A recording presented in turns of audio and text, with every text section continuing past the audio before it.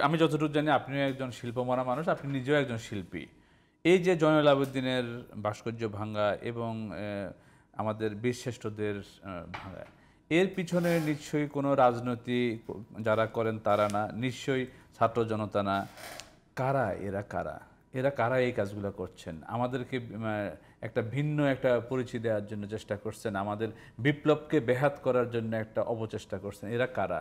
আমরা কেন এদের বিরুদ্ধে এখনো সজাগ হতে পারি না?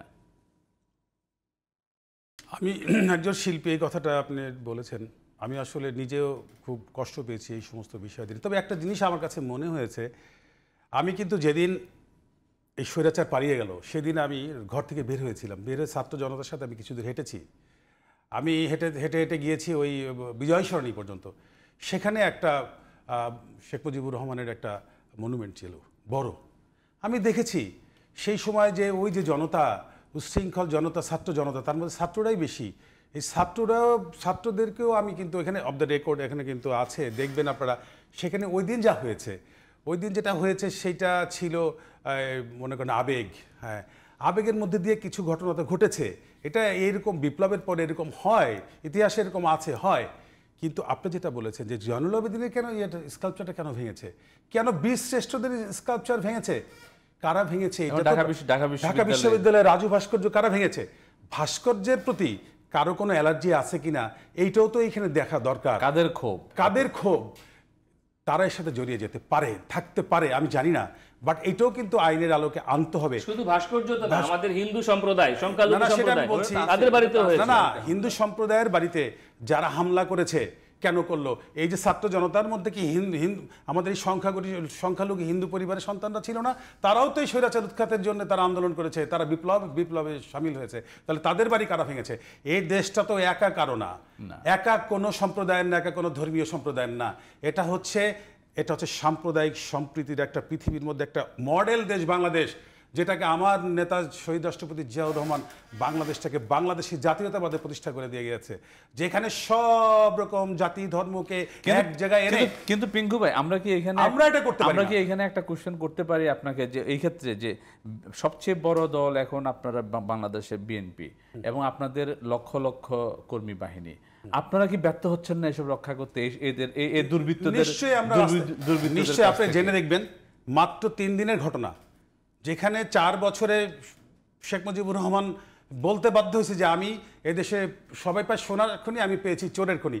মাত্র 3 দিন 4 দিনের মধ্যে আমাদের দেশনেত্রী বেগম খালেদা জিয়ার নির্দেশ, তারেক রহমানের নির্দেশে আপনি দেখেন বাংলাদেশের প্রত্যেকটা আনাচে কানাচে এই বিএনপি নেতাকর্মীরা কিন্তু তারা কিন্তু বেরিয়ে গিয়েছে, তারা কিন্তু সতর্ক অবস্থানে আছে, প্রত্যেকটা এলাকাতে ঘুরছে, কেউ যেন এই ধরনের ন্যাক্কারজনক ঘটনা ঘটাতে না পারে।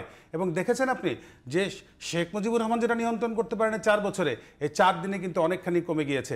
ঢাকাতে ওই যে যারা ষড়যন্ত্রের মূল কারিগর দেশে, তাদেরকে চিহ্নিত করতে হবে, তারা কিন্তু সক্রিয় আছে। এবং ঢাকাতে গতকালকে এবং আজকে শুনেছি যে কারা নাকি ডাকাতি করতে হবে, এদের অনেক সুদূরপ্রসারী পরিকল্পনা আছে যে এই দেশে গণতান্ত্রিক সরকার যাতে প্রতিষ্ঠা না হয় সেইটারও মনে করেন ষড়যন্ত্র, দেশ বিদেশে ষড়যন্ত্র থাকতে পারে। সুতরাং এককভাবে কাউকে আপনি এখন মেনশন করতে পারবেন না, কাউকে আপনি গেস করতে পারবেন না, সতর্ক থাকবেন। বাট আমাদের বিএনপির দেশনেত্রী বেগম খালেদা জিয়ার নির্দেশ এবং তারেক রহমানের নির্দেশ আমরা অক্ষরে অক্ষরে পালন করার জন্য এখন মাঠে আছি।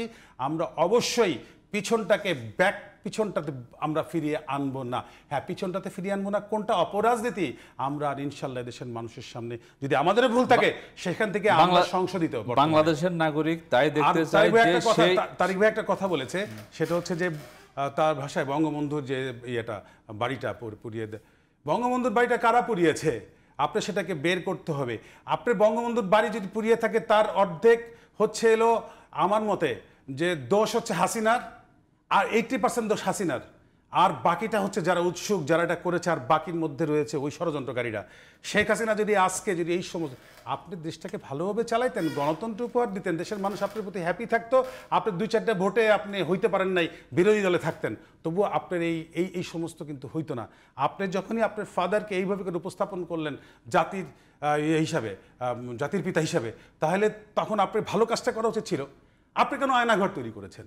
আপনি কেন দেশের মানুষকে নির্যাতন করলেন? আপনি কেন এই গণমাধ্যমের মুখ বন্ধ করেন? আপনি কেন দেশের গণতান্ত্রিক প্রক্রিয়াকে নস্যাৎ করে দিলেন?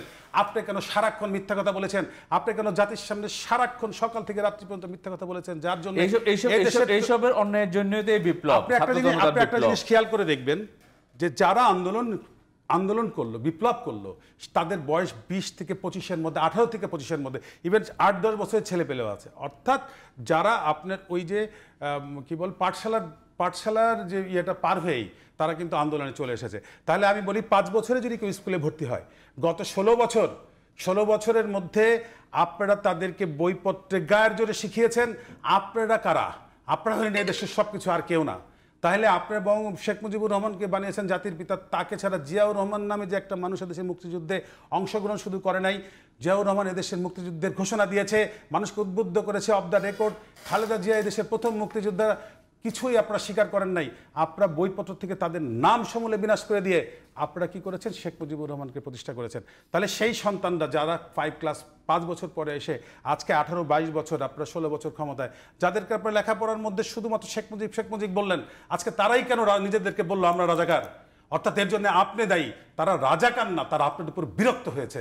তারা বলেছে, কে বলেছে? স্বৈরাচার। আপনি স্বৈরাচারী হয়ে আজকে আপনার পিতাকে আপনি একেবারে জঘন্যভাবে মাটির নিচে 40 হাত মাটির নিচে আপনি ঢুকিয়ে দিয়েছেন।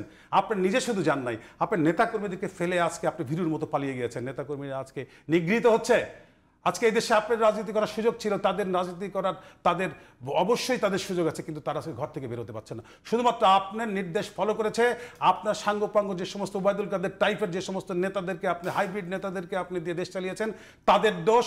আপনি সকাল থেকে বিকাল পর্যন্ত মিথ্যা বলেছেন। আপনার দোষ। আপনার জন্য আজকে আপনার পিতা আজকে ধ্বংস হয়ে গেল, আপনি ধ্বংস হয়ে গেলেন, আপনার নেতাকর্মীরা সব ধ্বংস হয়ে গেছে। এর জন্য একটা দেশ অনেক বছর পিছিয়ে গিয়েছে। যে নৈরাজ্যের মধ্যে দিয়ে আপনি লুটপাটের পরেও যে কাজগুলি করেছিলেন, চলমান যেটাকে বলি আমরা যে চলমান উন্নয়ন করতে হবে, যেই আসুক না কেন দেশে উন্নয়ন করতে হবে। সারা পৃথিবী এগিয়ে যাবে, আমরা যাব না। আপনি কি করলেন? লুটপাট করলেন, দেশটাকে ঋণের বোঝা মাথায় চাপিয়ে দিয়ে আপনি আজকে পদ্মা সেতু করেছেন, বলেছেন যে এই করেছেন, মেট্রো রেল করেছেন, রাস্তাঘাট উন্নয়ন করেছেন। You should have to do, because you are the government. আপনাকে করতে হবে, আপনাকে কোনো ওয়ে নাই, আপনি করেছেন।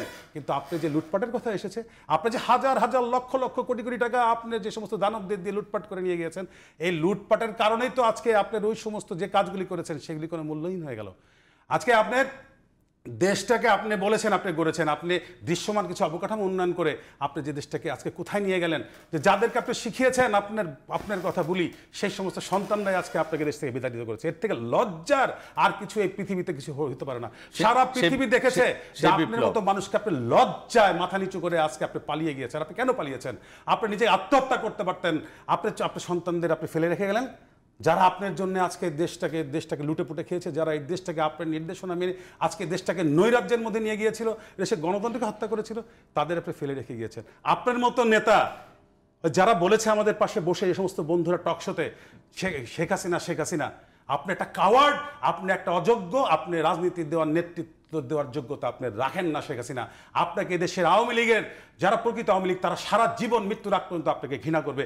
আমি আজকে পিঙ্কু লিখে দিতে পারি, আপনি ঘৃণার মধ্যে পড়েছেন, এই ঘৃণার থেকে আপনি আর কখনো আপনার নামটা ফিরে আসবে না।